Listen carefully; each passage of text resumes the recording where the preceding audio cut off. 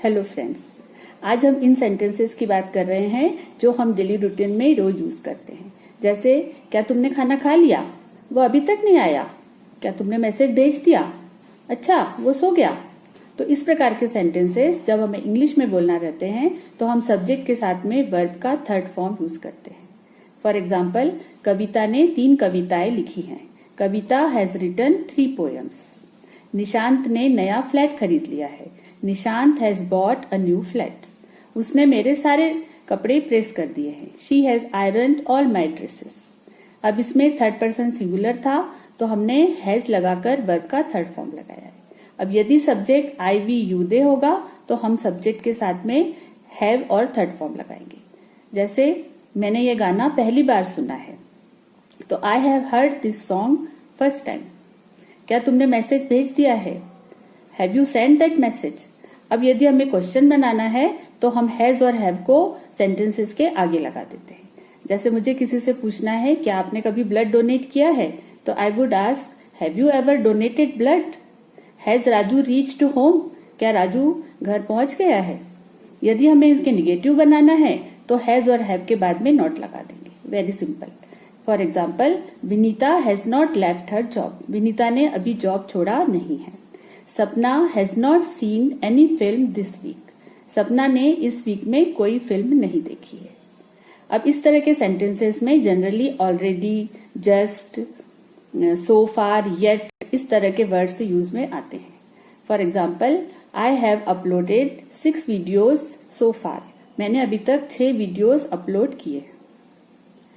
अब ये इम्पोर्टेंट बात होती है कि हमें प्रेजेंट परफेक्ट टेंस कब यूज करना है। इस तरह के सेंटेंसेस जहां पर एक्शन कंप्लीट हो गया है लेकिन उसका असर वर्तमान पर है, अभी हमारे मन पर है, तब हम ये सेंटेंसेस यूज करते हैं प्रेजेंट परफेक्ट टेंस के रूप में। और पास्ट टेंस जब यूज करते हैं जब वो एक्शन कंप्लीट हो गया है और उसका कोई अभी वर्तमान से संबंध नहीं है। जैसे, सिद्धांत has changed his job this year. अब यह साल चल रहा है तो इस साल में ही उसने जॉब चेंज किया है तो हम कहेंगे सिद्धांत हैज चेंज्ड हिज जॉब। अब यदि लास्ट ईयर चेंज किया होता तो हम कहेंगे सिद्धांत चेंज्ड हिज जॉब। तो इस प्रकार से एक्शन दोनों में कंप्लीट हो जाता है, पास्ट टेंस में भी और प्रेजेंट परफेक्ट में भी, लेकिन उसका असर प्रेजेंट में रहता है। फॉर एग्जाम्पल, आपका कोई फ्रेंड आपसे पूछ रहा है कि मैं आगरा जा रहा हूँ ताजमहल देखने, आप चल रहे हैं क्या? तो अभी आपने ताजमहल देखा हुआ है तो आप कहोगे no I have seen Taj Mahal.